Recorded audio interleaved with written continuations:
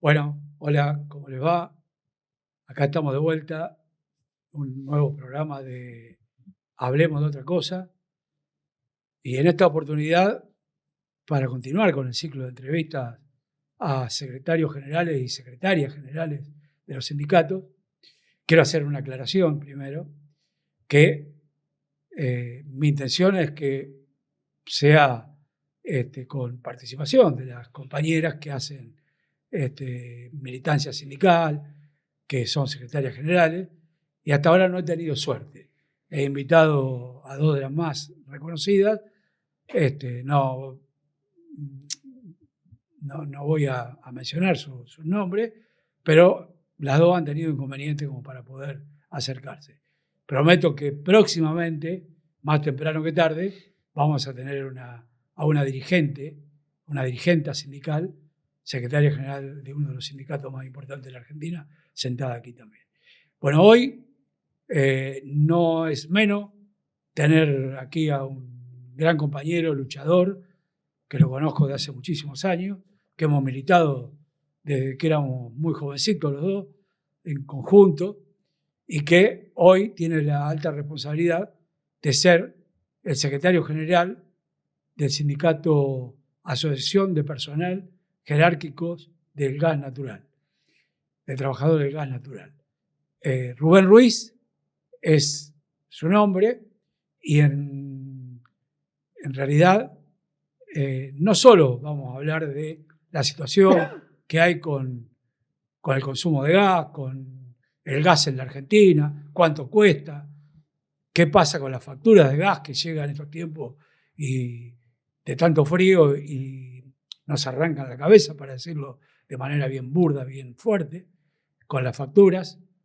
Y también vamos a hablar de la situación de los trabajadores y trabajadoras del sindicato, de las empresas de gas y también de la situación política en general. Rubén, te doy la bienvenida, micrófono para vos, arrancá por el lugar que vos más te parezca, más te guste, más quieras. Buen día, Pablo. Es cierto, nos conocemos hace muchísimos años, Sí. de mediados del siglo XX, diría yo. Ya está diciendo que somos los viejos chotos. No, viejo sí, viejo sí.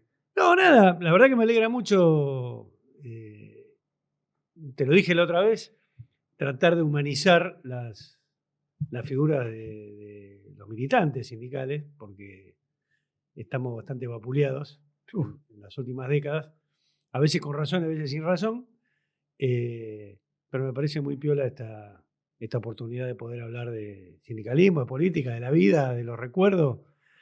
Hoy no podemos hablar de fútbol, es lo único que te pido no hablar. Después todo lo demás. Aclaro que es hincha de Racing, de River, y ayer tuvieron un traspié complicado. Traspié tremendo.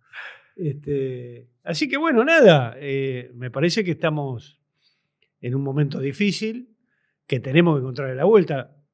Hemos pasado otros momentos difíciles en Argentina y se la hemos encontrado. Pero hay que escarbar más sobre el sentido común colectivo, porque algo que nosotros no terminamos de registrar está pasando, y grave. No solo en Argentina, en el mundo, digamos, ¿no? Pero en lo que nos toca a nosotros, si no estamos primero en el ranking, estamos segundo de locura, global. Así que, nada, particularmente en lo que se refiere a la industria del gas, al servicio público de gas natural en Argentina, porque somos uno de los países que tenemos gas natural hace muchas décadas, estamos acostumbrados a tener esa calidad de vida. Es un servicio público que se está complicando cada vez más. Nosotros estamos haciendo una recorrida por varias sucursales, todavía en Capital y Gran Buenos Aires, de las dos distribuidoras más grandes, y cuando nos encontramos con los usuarios, nos encontramos siempre con los mismos reclamos, ¿no? Uno, que no entienden la boleta, la factura de gas. No se termina de entender qué te cobran. Otra, que está muy cara. Otra es que en muchos lugares no llega la factura, con lo cual la norma en Argentina es que si no te llega la factura, vos la tenés que reclamar igual, si no te lo cobran con intereses si no la pagás. Y cosas que nos vamos enterando que yo por lo menos no tenía en cuenta de la vida cotidiana, porque me parece que vale más hablar de lo que lo que nos puede pasar todos los días y que no tenemos en cuenta. Varios usuarios nos decían el otro día que ellos, por ejemplo, tenían el débito automático y que no entendían por qué tenían deudas anteriores. Y hay una cosa que pasa, que es que la tarjeta de crédito no te puede cobrar más de una vez por mes un servicio público. Y a veces las boletas de gas, de luz, de agua, te llegan 2 el mismo mes. Una, por ejemplo, el 2 de junio y otro el 30 de junio. Si es así, la del 30 de junio no te la debitan. Y vos no te das cuenta. Explica bien eso porque es muy importante. Sí, eso. yo no lo sabía, sinceramente. O sea que por ley no pueden cobrar más de 2 facturas de servicios públicos por mes. Claro, no es por ley, sino por una norma del una norma Central. de las tarjetas. Sí, del Banco Central. Del Banco Central. Entonces, hay veces, no siempre, que te adelantan la boleta del mes siguiente al último mes de este mes. Entonces te llega al último día. Al último día de este mes. Entonces te llega el 2 o el 3, la correspondiente a este mes, y el 30 de junio, por ejemplo, en este mes, te llega la de julio. Pero esa el banco no te la cobra. Y vos no te das cuenta, porque como tenés el débito automático, pensás que la pagaste. Claro.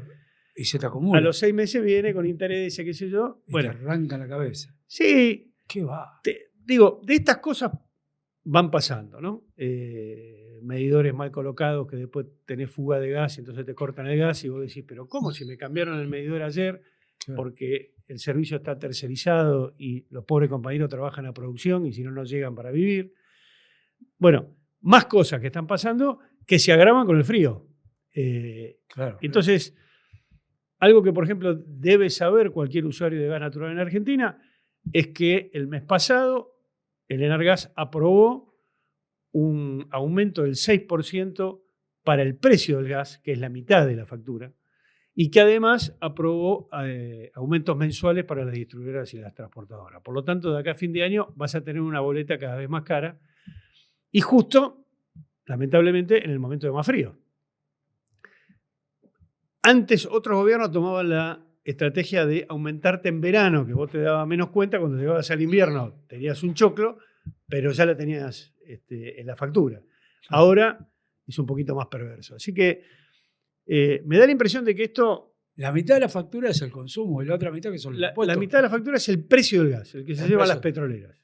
Lo otro, tenés más o menos un 40% o un 35 o 40%, depende de donde vivas, entre distribución y transporte, y el resto son impuestos. Y además se van agregando tasas municipales que te van encareciendo.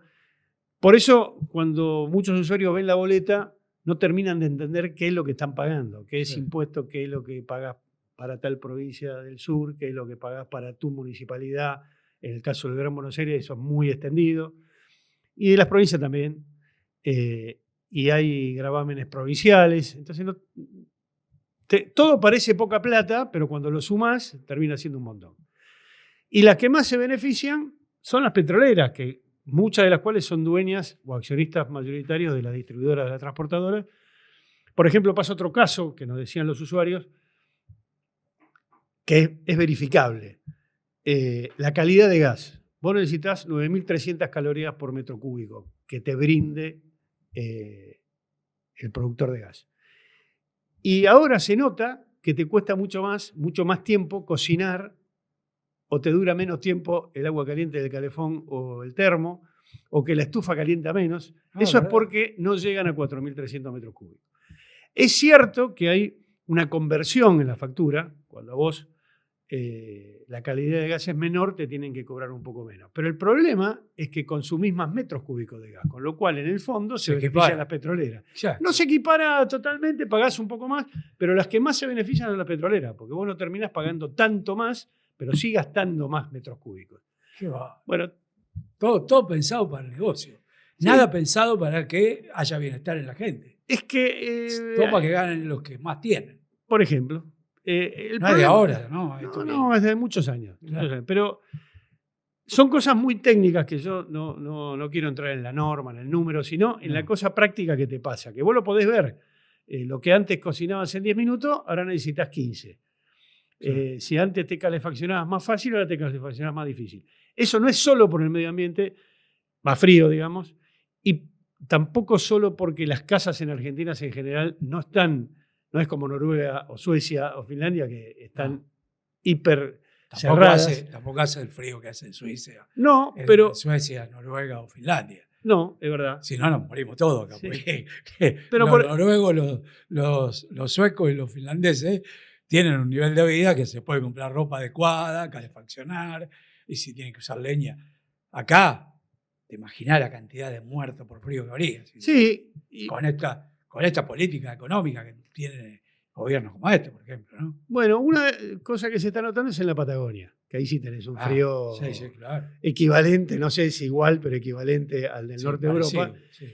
Y, por ejemplo, hay muchos reclamos de obras que no están terminadas de conexión de red, a pesar de que está el gasoducto, porque, bueno, con esta política de que la obra pública Está parada. está parada, y no es lo mismo, aunque es igual de importante, una ruta que una conexión de gas o una conexión eléctrica. En determinado momento del año la conexión de gas te salva. Claro. Por ejemplo, en la Patagonia, ¿no? O en la zona de Humahuaca, o en la zona de San Rafael, que son zonas que tienen temperaturas equivalentes. Y además están restringiendo lo que se había aprobado en su momento respecto a la zona fría. Claro. Lo están achicando, están sacando ese beneficio en una cantidad de lugares. Bueno, por eso digo, prefiero hablar de estas cosas prácticas, que son las que la gente conoce y sabe, más que la norma, porque la norma termina entrando a tu casa. La ley termina entrando a tu casa cuando pagás más, cuando tenés un servicio más deficiente, cuando no llega, cuando se corta. Y esto va a seguir pasando en la medida en que lo único que se La norma no es la vecina del barrio. No, la norma es la que te caga, te hace mierda, te cobra fortuna y efectivamente. no te da un carajo de buen servicio. No, la norma no es la que entra en tu casa. Es otra norma. Pero digo, lo quiero llevar a la cosa cotidiana porque me parece que es lo que se entiende. Cuando a vos te dicen, no, a mí me parece que no está tan caro, y después te viene todo de golpe y no te explicás por qué. Bueno, estas cosas explican por qué, ¿no?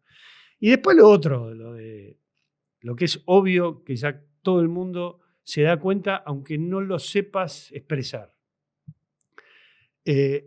Con esto del RIGI hicieron básicamente mucha propaganda en base a la industria del petróleo y la industria del gas, que íbamos a hacer lo que más exportábamos, que iban a venir 15.000 millones. Bueno, la realidad es que a pesar de que hay algún tipo de inversión, es mucho menor a la que había. Y además, a veces en Argentina nos manejamos como si fuéramos el ombligo del mundo. Y tenemos que reconocer de una vez por todas que no lo somos. Típico de argentino. Sí. Por ejemplo, acá se cambió el voto de los diputados y senadores de Río Negro, no sé si ustedes se acuerdan, si vos te acordás, cuando se iba a hacer la planta de regasificación en Bahía Blanca, Sí. que Kicillof, que esto, que el otro. Bueno, los diputados y senadores de Río Negro dieron vuelta el voto a favor del RIGI, con la promesa de que se iba a hacer la planta de regasificación en Punta Colorada, ahí cerca de, ahí en Río Negro. Bueno, finalmente no se va a hacer. No se va a hacer, sí, eso. Y no se va a hacer por varias razones. Pero la fundamental es porque vivimos en un mundo en donde los poderosos, valga la redundancia, tienen poder. Entonces, los que construyen barcos, los que comercializan gas natural licuado, que es el gas a baja temperatura que hay en esos barcos para después transformarlo en el gasoducto, apretaron. Noruega, Corea, Gran Bretaña, España, Estados Unidos. Y le dijeron a la Argentina que de ninguna manera podía haber una planta regasificadora en territorio argentino. Lo que se va a hacer es regasificar en los barcos de ellos. Entonces te van a quedar los impuestos, digamos, pero no la actividad que se pensaba alrededor de Sierra Grande. Y esto lo digo porque es un ejemplo para las mineras, que también están diciendo que va a venir un montón de plata, qué sé yo, y que no termina de venir porque es la pregunta del millón. Si vos tuvieras 100 millones de dólares en el bolsillo, ¿pondrías la plata en Argentina o la pondrías en otro lugar? Claro. Bueno, la realidad, a pesar de que están votando... votando... aclaremos, en la Argentina de Milei. En la Argentina de Milei... Argentina de un gobierno democrático, este no es un gobierno democrático. No. Porque el hecho de que lo hayan votado mayoritariamente no significa, creo que ahora hay que modificar estas cosas, no califica como gobierno democrático. Un gobierno que reprime a los jubilados, que corta la salud, que baja los salarios, que persigue a los trabajadores, a los de menos recursos, que hace estafas públicas como la que hizo, digamos que, entonces, no puede haber estabilidad económica. Inclusive, me parece que el riesgo país en 718 puntos como está, no califica como para que haya mayores inversiones. Cosas No. que ellos quieren cambiar y no pueden. Efectivamente, este es un gobierno autoritario con votos, Con votos. ¿no? Exacto. Que Eso es lo preocupante para nosotros. bueno, por supuesto, pero eso tenemos que estudiarlo, tenemos que entender. Sí.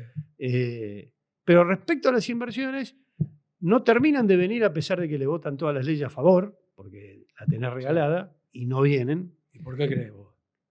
Porque hay una cosa que es bastante elemental. Hay países del mundo en donde han hecho masacres y han disciplinado a sus pueblos y hay poca pelea. Y yo creo que en Argentina, a pesar de que muchos dicen que hay poca pelea, Hay gente que no cree eso, ¿vos sabés? bueno, Que vayan a Singapur. que a han Malasia. hecho. ¿Cómo? Vayan a Singapur, a Malasia, digo, Por eso. Qatar, Bahrein. Brevemente, ¿qué ejemplo podemos dar? Singapur, Malasia. Nosotros, ¿Pero qué pasó? bueno, en la década del 60 mataron millones de personas. Había gobiernos no solo democráticos, sino que querían cambiar de raíz la sociedad y los masacraron. Esos millones de muertos han quedado, supongo yo, en la conciencia colectiva de esos países. Y de hecho, vos ves las condiciones en que viven los trabajadores de esos países. Bueno, lo que le hicieron a Haití. Haití. Haití fue el primer país libre de América. Bueno, y se la están cobrando todavía. Están cobrando todavía. ¿Qué hijo de puta? Bueno, por eso digo, me parece que hay una capacidad de pelea todavía en el pueblo argentino que está acostumbrado, me parece, a otros niveles de confrontación con el poder que hoy no se está dando. Por eso también la contradicción que estamos viviendo y que parece que no pasa nada. Pero yo pregunto, ¿en cuántos hospitales del mundo se da una pelea como la de Garrahan, por ejemplo? Y hay muchos lugares del mundo donde desfinancian hospitales estatales. No es el único tema. ¿En qué lugares del mundo los jubilados pelean como pelean acá? Claro. Es decir, no son datos anecdóticos. Y eso hace pensar al tipo que tiene plata que este pueblo no está domado. Está con problemas, no nos ponemos de acuerdo, nos están pasando cosas increíbles porque se están escuchando cosas que no se escucharon ni siquiera en la dictadura militar. Todo eso es cierto. Pero también es cierto que hay una especie de capacidad de resistencia. No quiero ponerle nombres porque no coinciden con lo que efectivamente nosotros estamos viendo, ¿no? Porque hay muchos compañeros que te dicen, che, pero no pasa nada. Nos están matando y no pasa nada. Por eso digo, no es que no pasa nada. Pasa muchísimo más que en otros lugares, pero muchísimo menos de lo que estamos siempre pasó frente a cosas como esta. Frente a cosas menores que esta. Sí, menores también. Porque yo te digo sinceramente... Bueno, qué sé yo. En la época de la dictadura hubo rebeliones en la última etapa durante la dictadura. Por eso tenemos 30.000 desaparecidos. Sí, por eso yo creo que... Similares a esta. Los poderosos del mundo saben que en el 77, a pesar de la dictadura, hubo huelgas, que hubo marchas a San Cayetano en el 80 y en el 81, que hubo un 30 de marzo, que hubo un 16 de diciembre donde le arrancamos la elección a la dictadura, etcétera, ¿no? Sí, que después... Historia de lucha. Claro. Después estábamos en el quinto subsuelo y el pueblo argentino puso en el gobierno a Néstor Kirchner. No importa si está de acuerdo o no está de acuerdo con todo lo que hizo, pero lo puso en otro nivel. Y se crearon 3 o 4 millones de puestos de trabajo. Se incorporó. ¿En qué país del mundo, con todos los problemas que eso trae, el 99% de los jubilados tiene jubilación? Bueno, es el tipo que tiene plata, lo mira. Dice, che, esta gente no está domada. Pierde, hace macana, vota lo que vota, todo lo que vos quieras. Está como... Voy a decir algo que está mal, pero no me sale otra palabra, tenemos cierto descerebramiento en lo que está pasando. Y sí, porque la verdad que... Tenemos quemada la cabeza. Tenemos quemada la cabeza como muchos en el mundo, ¿no? Tampoco, digo, si uno mira quién gana en Italia, quién gana en Hungría. Sí, bueno, claro. Entonces tampoco somos los peores del mundo, ¿no? No somos los mejores, pero tampoco los peores.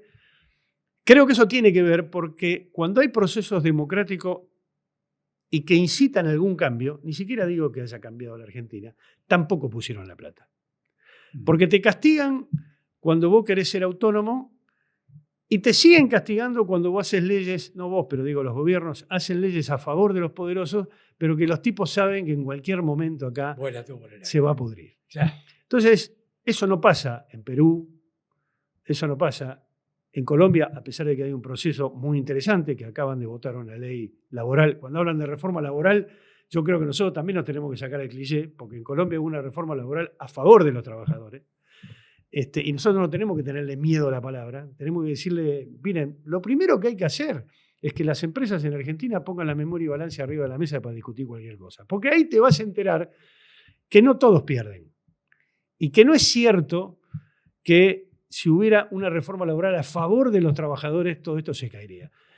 Yo siempre pongo el mismo ejemplo. Esto es lo mismo que la reforma del Estado. O sea, yo fui secretario general de ATE y una de las cosas que discutí siendo secretario general de ATE Capital y ATE Nacional, permanentemente discutí que nosotros no nos oponíamos a la reforma estatal, a la reforma del Estado. ¿Vos te acordás? Sí. Que Germán fue uno de los opositores más fuertes que tuvo. Y le pegaron, y por eso le pegaron. A la reforma del Estado.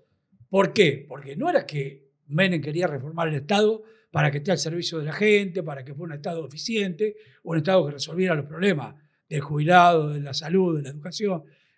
Quería reformar el Estado para echar trabajadores. Eso es lo único que quería. Ahora, a mí me parece que nosotros tenemos que tener un Estado que tenga desde una escala salarial determinada, que si hoy la escala salarial en el Estado es 1 a 35, 1 a 40. El que menos gana, gana 1, el que más gana, gana 40. Cuando en los países del primer mundo generalmente es 1 a 10, 1 a 8. Es decir, el que menos gana, gana un salario mínimo vital y móvil que implicaría ponerle 1.000 euros y el que más gana, gana 20.000. Y nadie puede ganar más de eso. Hay gerentes, empleados dentro del Estado, gerentes, directores, etcétera, que ganan más que el presidente de la Nación. Una locura en este país, nada más. Entonces, bueno. Gana en blanco más, porque parece que hay negocio. Tira un Twitter y gana un montón de millones. Sí. Y caga a medio mundo.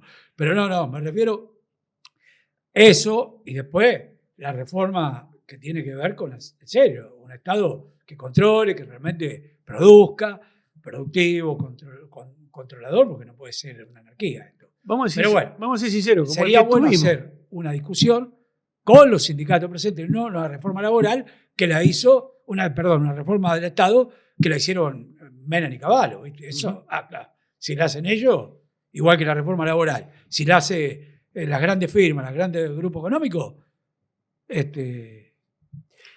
yo discutía con un empresario de la zona de Junín, ¿no? Y me decía, ¿pero por qué ustedes se oponen a la reforma laboral? Le digo, no entiendo, ¿vos qué querés con la reforma laboral? Le decía yo. No, porque ustedes discuten y no lo saben. Le digo, mira, todos los congresos que he participado, que han sido muchísimos, en todos los congresos, primero, antes de arrancar el congreso, hay un seminario internacional donde todos los delegados internacionales discuten el tema de la reforma laboral, que es el tema de este tiempo. Así que tengo varios cursos realizados en eso. Le digo. Pero no importa, a ver, ¿qué querés vos? ¿Qué planteás? El tipo me dice, José, entró cuando tenía 20 años a la empresa mía.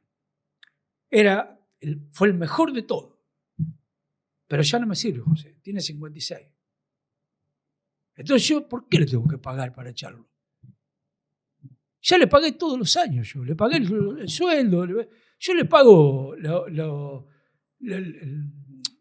la parte proporcional de la guinada, todo, le pago eso y se tiene que ir. Yo tengo que tener derecho a contratar uno más joven. Le digo, ¿pero vos te das cuenta que sos un hijo de Pérez? Digo, un tipo que me decís que te sirvió durante 36 años, a los 56 años, le da una patada en el culo sin indemnización, para colmo, y lo dejás en la calle, ¿dónde va a conseguir trabajo ese tipo?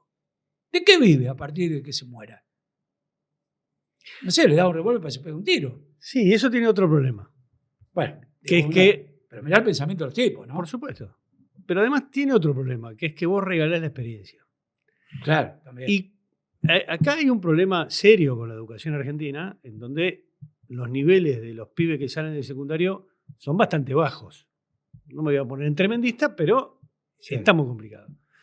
Entonces vos por un lado te sacás a los tipos que tienen experiencia laboral y por otro lado querés incorporar a pibes que les va a costar tener una disciplina laboral y manejar algunos mecanismos de trabajo cotidiano, que se lo puede enseñar ese de 56 años, Claro. porque acá se regala todo, en función de el adelanto tecnológico. Y después tenés un lío por el funcionamiento normal de las empresas, inclusive de las medianas y las pequeñas, que es suicida lo que plantean los tipos. Ahora eso no importa para ellos, porque ellos quieren seguir avanzando. De hecho, este modelo que vos planteás recién, de que la persona, es como las películas yankee, ¿viste? Que cuando los despiden, agarran la cajita, se llevan las cosas que tienen y se van. Porque no cobran indemnización en Estados Unidos, no existe eso. Claro, no. Está bien, hay otra dinámica del mercado de trabajo ahí, ¿no? No es como la No tiene convenciones colectivas de trabajo. No tienen. Algunos tienen, como las automotrices, los Sí, camioneros, muy pero tienen que hacer una huelga de. Viste que la huelga en Estados Unidos duran un año. Sí, no, además, hay estados donde está prohibido el sindicato. Bueno, a la pregunta anterior, eso no pasa en Argentina. Claro. Con todas las críticas que uno le puede hacer al movimiento sindical, eso en Argentina no pasa. Y el tipo que tiene plata lo ve. Y además, acá hay una experiencia que quizás los pibes más jóvenes no la tengan en la memoria de todos los días, pero ese estado productivo que llegaba a todos lados, que cubría una cantidad de necesidades y que además fue parte del crecimiento de este país, porque esta idea de que el Estado solo tiene que cubrir lo que falte, qué sé yo, es falsa. Gas del Estado, por ejemplo, es un ejemplo concreto de que el Estado podía hacer algo más que cubrir los baches. Hizo soberanía, calidad de vida. Los compañeros que vivieron en Pico Truncado, Santa Cruz, en el año 64-65 haciendo el gasoducto, después se quedaron a vivir ahí. Y hoy Pico Truncado es la segunda o tercera ciudad de Santa Cruz. Junto con los de YPF, digo, no solo del Estado, YPF, Entel. Claro. Y vuelvo a repetir, a pesar de todas las críticas que se le podía hacer a la empresa del Estado, el Estado desempeñó un rol que todavía está en la cabeza de mucha gente. Claro. No tanto de los más jóvenes, porque a lo mejor vivieron una época de decadencia de eso. Pero saben, cuando un sábado a la noche te pasa algo crítico de salud a la salida de un boliche, no van a Swiss Medical, van al hospital. Al hospital, y sí, obvio.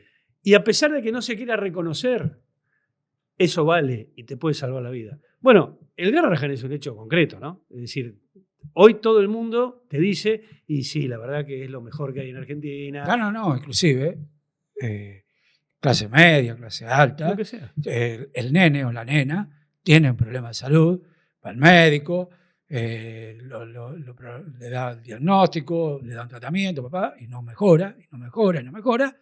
¿Dónde termina? Por más guita que tengas en Argentina, viva donde viva, en Barrio Norte, en Recoleta, al Garrahan. Sí. Porque es así. Si no te salva el Garrahan, está frito. No hay Bueno, otro. Pero ahí también nosotros Pibe, necesitamos. no, me refiero. Ahí necesitamos una inteligencia colectiva más audaz que la que tenemos. Es decir, no es solo el Garrahan como símbolo.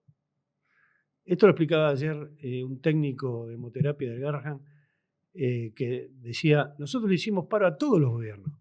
No nos pueden decir que esto es un paro político, porque le hicimos paro a Néstor, a Cristina, a Macri. Yo cabecé. Bueno. Era secretario general de ATE cuando fue el paro. Pero Garrahan. él decía, nunca como ahora, porque ahora no solo está en peligro el salario, sino el Garrahan, el hospital, que lo quieren ir destruyendo de a poco. Entonces ahí, ante esas cosas, yo creo que lentamente vamos reaccionando. Porque en cualquier otro conflicto así focalizado no tiene este conocimiento y este inicio de solidaridad social. No lo tiene. Nos ha pasado a nosotros, ha pasado en otras actividades que son importantes en Argentina, pero que la gente dice, bueno, que lo resuelvan los de gas, que lo resuelvan los del petróleo, los de la construcción. Esto es algo que se va ampliando porque ha tocado algo que tiene que ver con la vida cotidiana en la franja más crítica, cuando tu pibe está por morirse. Cuando tu pibe no claro, tiene salvación. Cuando está eso, que te digo. Y no solo en Argentina, en la región. En la región, claro. Porque vienen uruguayos, bolivianos, Sí, paraguayos, chilenos, de todos Eso lados. lo pone loco a Milei. Bueno, está bien. Es más, te voy a decir, aunque le cobren a los extranjeros, van a seguir viniendo. Porque no hay. Bueno, esto pasa en muchos lugares. Por eso yo creo que nosotros, para discutir el Estado, para discutir cómo está la clase trabajadora, para discutir los servicios públicos, tenemos que tener una estrategia política desde los trabajadores, que es lo que me parece que no tenemos. O sea, seguimos discutiendo. Es verdad, no estoy de acuerdo. La interna, ¿no? Vos, yo, el otro, que yo. Tenemos reacciones espasmódicas, tal cual. Y además, con un problema. Siempre decimos que estamos de acuerdo. No estamos de acuerdo, compañero. Sí, estamos de acuerdo, pero después no. Cuando tenemos que. No estamos de acuerdo, porque vos vas el lunes, yo voy el martes, el otro va. ¿Entendés? Escuchá, Rubén, se nos va el tiempo. Perdón, es tirano, como sabés. Escuchá, Rubén, el tema de. Ustedes están en un grupo de sindicatos importantes que vienen planteando que la inflación que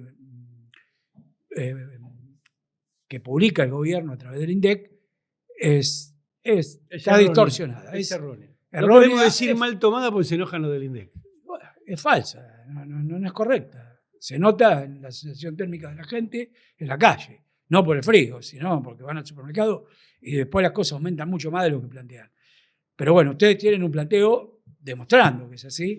Y por otra parte, también con ese grupo de sindicatos, que no son pocos, después mencioná, en todo caso, si te parece, cuántos, no cada uno, sino cuántos, y ustedes hablan de no al cepo al salario. Explícalo eso rápidamente. Bueno, en principio nosotros formamos la mesa sindical en la época en que estaba el impuesto a la ganancia, ahora volvió. Claro. Tuvimos un triunfo efímero, 2 o 3 meses que no se cobró, y esa mesa fue evolucionando, somos más o menos 50 gremios, hacia temáticas más actuales. Y el salario es más actual que el salario no existe.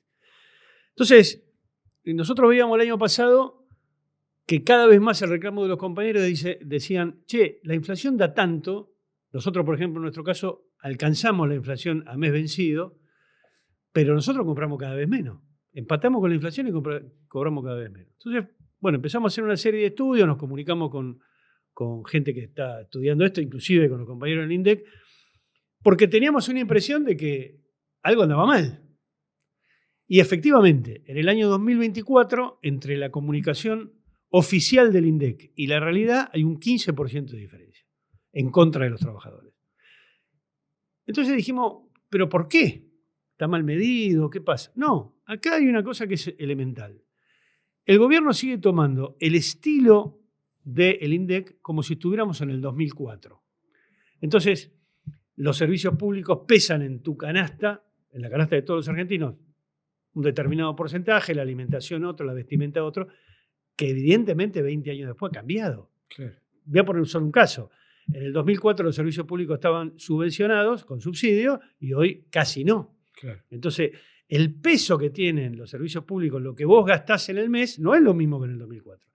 Eso te empieza a dar la diferencia. No es que van al supermercado y te mienten respecto a cuánto vale el tomate. No estamos diciendo eso.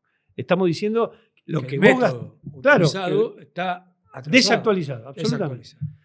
Y eso sigue. Claro. Entonces, lo que estamos reclamando es que nos devuelvan el 15%, porque no se puede seguir diciendo, che, la inflación es el 1,5 sobre una base que tiene el 15% menos. Entonces la inflación no es el 1,5. Y no es que lo decimos nosotros. Esto cualquiera que va al supermercado, que va a la farmacia, que va a cualquier lado, lo nota. Por eso hay 2 cosas que en Argentina la gente lo tiene por el piso desde el punto de vista de la consideración. La Corte Suprema, la justicia en general, pero la Corte Suprema en particular, y el INDEC, el nivel de inflación comunicado por el gobierno. Esas 2 cosas la gente, 80% no le cree. Pero no le creen, no es porque Ni a es los tonta. jueces, ni a la No. Corte Suprema, ni a... No le creen porque, no porque es tonta, es No, porque no, se nota. Se nota, porque mienten aparte. No. Efectivamente. Entonces, a nosotros nos Que parece... pobres, no le creen, Claro. y son buena gente. No chantan. No, lo que pasa es que fue un pobre tipo, entonces... Están tergiversando Exactamente. realidad. Hay una tergiversación de lo que es la realidad. Esto obviamente no tiene la culpa de los compañeros del INDEC ni nada, sino están tomando mal la inflación. Y esto es algo que nosotros empezamos a popularizar, nos falta muchísimo todavía, y además queremos juntarnos con otros gremios, que si alguien tiene otra medición o nos convence de otra cosa, bienvenido sea, pero hasta ahora es así.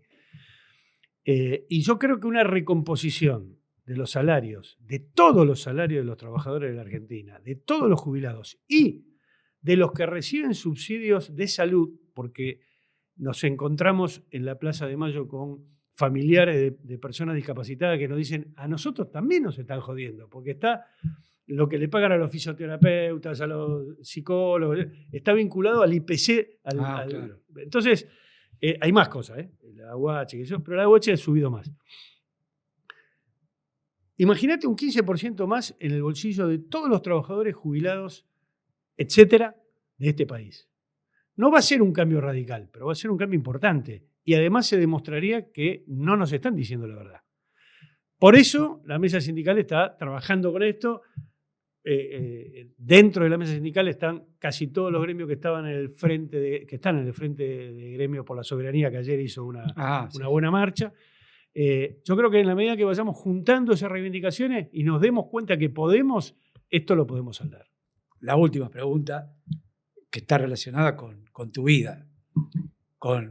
Vos sos de un pueblo, una ciudad de Santa Fe, ¿no? De la ciudad de Santa Fe Capital. Sos de Santa Fe Capital. Mirá, vos, nací a 4 cuadras de la cancha Unión. Nos conocemos de que tenemos 18, 19 años. Y menos también. Y menos también, y no sabía bien de qué lugar. ¿Y era hincha de Unión o de Colón o siempre de River? No. Cuando yo vine a los 6 años acá. A los 6. Hasta los 6 fui hincha de Unión. Y mi hermano... Eso es una línea, ojo. No, por supuesto. Santa Fe, Colón es más Boca que Unión. Unión es más River. Lamento contradecirte, pero ¿no? Te voy a dar un dato histórico de la realidad. Nunca en democracia el pueblo santafesino eligió un hincha de Colón. Nunca. Verificalo. ¿Por qué? Hay una sola duda, que no me la pudo responder Wiener, el que era senador, que me planteó la duda, pero no me la pudo responder. Que él no se acuerda si Silvestre Beñi, que fue un gobernador de la época de Ilía, que después fue radical y después fue peronista, después fue de Frejuli, no se acordaba si era hincha de Colón o no. Pero en la democracia actual, ningún gobernador... En 40 años no hubo... Ningún gobernador fue hincha de Colón. Fueron todos de Unión o de Rosario Central o de Atlético Rafaela. ¿Y de Ñol? No, porque... ¿Tampoco? No, de Ñol no hubo. Fue Wiener, que él dijo que era de Atlético Rafaela, aunque lo desmienten porque nunca se lo vio en la cancha. Después Obey, Reutemann, todos los peronistas fueron todos hincha de Unión. Y creo que Usandizaga fue, no me acuerdo si llegó a ser gobernador, era de Central. Bernet era de Rosario también. No hubo hincha de Colón. Así que Unión y River. Y mi hermano, que es un año menor, era de Colón. Roberto, delegado del INDEC. Era de Colón y cuando vino acá se hizo de Boca. Roberto es de Boca. Claro. Fanático. Una locura la madre. Porque vos sos un enfermo de River también. Un poquito enfermo, sí. Y escuchá, pero no vas a la cancha, ¿no? Ya ahora no. Desde que me la pusieron en la cancha, no. Sí. Sí, con una púa y bueno, nada. Cosa que le pasa a medio mundo. Llegó un momento que dije, hasta acá llegamos, porque además era en la propinchada de River. Somos muy enérgicos, muy viscerales acá, hasta en eso, ¿no? No solo algo así. En las peleas, sino en eso. Algo así. Bueno, Rubén, la verdad que un recontra gusto. Me hubiese encantado seguir, porque tenemos los dos para hablar horas y horas. ¿Cuántos minutos? La seguiremos en otro momento. Te agradezco mucho. Por estar. Saludo a los compañeros, a las compañeras. Y bueno, nos estamos ojalá viendo. que River no gane la Libertadores y la gane Racing. Estamos en esa. Gracias. Bueno.